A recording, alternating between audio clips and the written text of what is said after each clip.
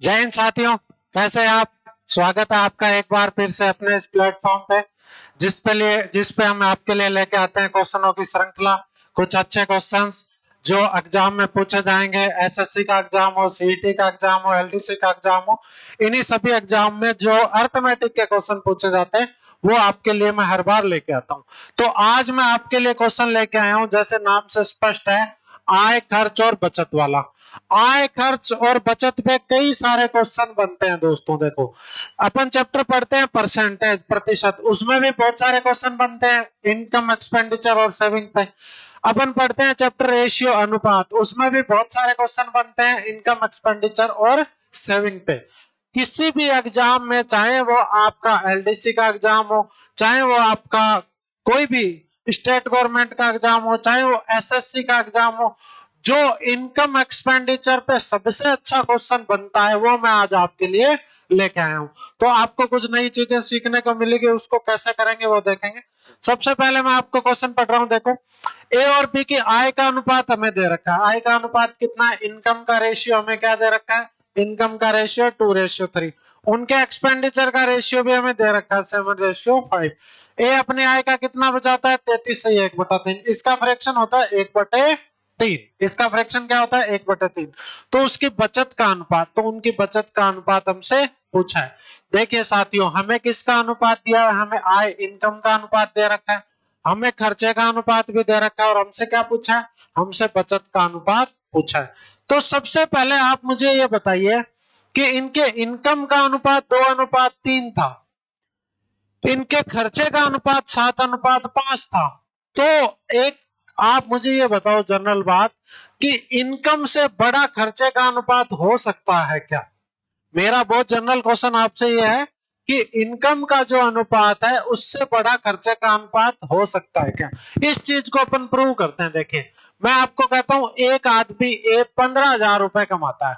कितने रुपए कमाता है? 15,000। बी कमाता है 30,000। बी कितने कमाता है? 30,000।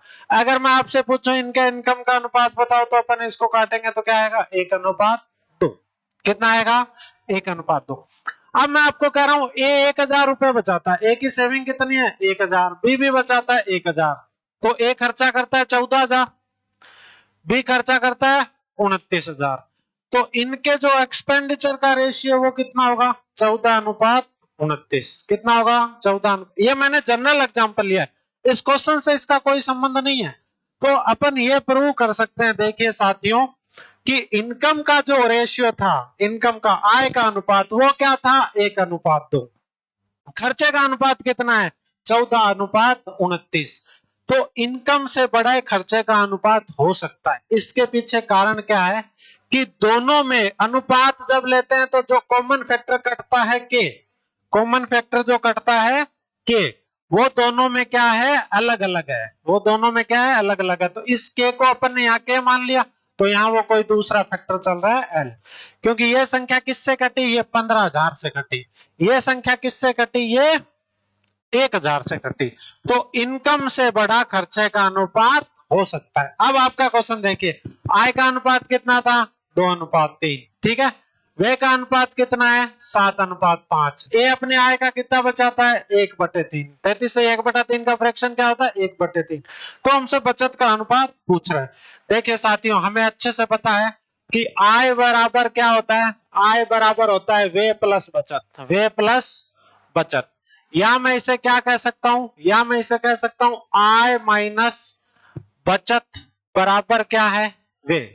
बराबर क्या है? व्यय। होगा?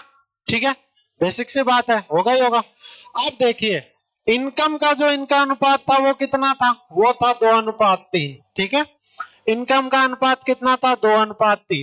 तो इसका कॉमन फैक्टर कोई एक्स चल रहा है। मैंने मान लिया कॉमन फैक्टर क्या है इनका? एक्स है। खर्चे का अनुपात कितना है? इनके खर्चे का अनुपात कितना है? खर्चे का अनुपात है 7:5। तो इनमें जो कॉमन फैक्टर चल रहा है वो कोई वाई चल रहा है। मैंने अभी अभी आपको बताया था इस एग्जांपल से कि इन दोनों का कॉमन फैक्टर अलग अलग हो सकता है, और 99% अलग अलग ही होता है। ठीक है, एक जैसा नहीं होता। तो इनका जो कॉमन फैक्टर चल रहा है वो कोई के चल रहा है, और इनका जो कॉमन फैक्टर चल रहा है वो अपन ने एक्स मान लिया और इनका वाई मान लिया। अब देखिए अपने से क्या कह रहा है, ए अपनी इनकम का कितना बचाता है, ए अपनी इनकम का बचाता है 1/3, 33 से 1/3, तो 2x का 1/3 क्या हो गई, इसका बचत हो गई। और 3 में से 1 बचाता है तो खर्चा क्या होगा, 2x का 2/3, इसका क्या होगा, खर्च होगा, इसका क्या होगा, खर्च। अब देखिए आप ध्यान से समझिए, आपको एक्चुअल डेटा क्वेश्चन में दे ही नहीं रखा, एक्चुअल डेटा हमें दे ही नहीं रखा, हमें सिर्फ इनकम का अनुपात, खर्चे का अनुपात दे रखा है, हमसे बचत का अनुपात पूछा है। तो देखिए दोस्तों कैसे करेंगे, बहुत आसान है। आप ये बताओ अगर इसकी इनकम 2x है, इसकी इनकम कितनी है 2x, और उसका 1/3 बचाता है, तो ये खर्चा कितना करता है, 2x इंटू 2/3, कितना करता है, 2x इंटू 2/3। ये खर्चा है x के फैक्टर में, और ये 7y भी क्या है, ये भी a का क्या है, खर्चा। तो a का खर्चा जो x के फैक्टर में और y के फैक्टर में मैंने बराबर कर दिया। अब देखिए आप ये कहोगे 2x तो इनकम था, बिल्कुल इनकम था 2x, ये खर्चा कब बना, जब मैंने इसको 2/3 से गुणा कर दिया, क्योंकि बचाता कितना है 1/3, तो खर्च कितना करेगा 2/3, 2x को 2/3 से गुणा करने से खर्चा बन गया, और ये भी क्या है, खर्चा। यहां से आप क्या निकालेंगे, यहां से अपन निकालेंगे x और y का अनुपात। x और y जो कॉमन फैक्टर चल रहे थे वो किस अनुपात में चल रहे थे वो हम निकालेंगे। तो ये क्या आ गया देखो दोस्तों, ये हो गया 4, ये 3 इधर जाके मल्टीप्लाई हो गया 21, ये आ गया 21/4। कैसे है देखो, ये था 4/3x बराबर था 7y, 3 इधर गया तो कितना हो गया 4/4x बराबर 21y, तो x रेशियो y क्या आ गया 21/4। अब आपको कुछ नहीं करना, अब देखिए हम क्या करेंगे, ये क्या था 2x और 3x, ये क्या था 7y और 5y। अब x की जगह हम क्या रखेंगे, x अनुपात y क्या आ गया 21/4, x की जगह मैंने 21 रखा तो 21 इंटू 2 कितना हो गया 42, 21 इंटू 3 63, ये x है, x है ये, ठीक है 63। इसमें से मैंने y की वैल्यू क्या आई है 4, 4 से गुणा किया देखो, 7 इंटू 4 28, और 5 इंटू 4 20, ये घटा दिया देखो कितना आया 14 और 43। तो क्या आ गया दोस्तों आंसर अपना 14/43। कितना आंसर आ गया, देखिए आंसर आ गया 14/43। कैसे करेंगे देखिए, बहुत अच्छा क्वेश्चन है। अच्छे पेपर में अगर कोई इनकम एक्सपेंडिचर पे सबसे अच्छा क्वेश्चन बनता है तो वो ये है, ये 3 में भी आता है, ABC में भी आता है। सबसे पहले मैंने क्या किया, इनकम का रेशियो क्या है 2x और 3x, एक्सपेंडिचर का रेशियो क्या है 7y और 5y, ठीक है। हमने क्या किया देखें, हमने ये करा कि इसका जो x के फैक्टर में इसका खर्चा होगा वो क्या होगा 2x इंटू 2/3, 2x इंटू 2/3, और y के फैक्टर में a का खर्चा क्या होगा 7y, इनको बराबर कर दिया, यहां से x रेशियो y क्या निकल गया 21/4।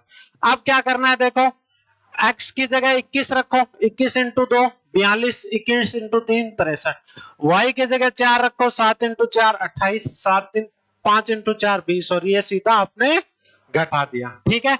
तो दोस्तों कैसा लगा हमारा वीडियो आपको, ये आप मुझे कमेंट सेक्शन में बताइए। आपके लिए और कौन से चैप्टर आपको कोई पढ़ाना हो, या आपके लिए और कोई से चैप्टर के ऐसे अच्छे वीडियो लेके आना हो तो बताइए। दूसरा क्वेश्चन में सेम ऐसा ही क्वेश्चन आपके लिए छोड़ के जा रहा हूं, जिसका जो आप मुझे कमेंट बॉक्स में इसका आंसर बताएंगे, और आपको किस तरीके से ये वीडियो लगा और कौन से वीडियो आपके लिए और लाने वो बताएंगे। चलिए साथियों मिलते हैं, जय हिंद जय भारत, अपने और अपनों का ख्याल रखिए, मिलते हैं जल्दी, थैंक यू।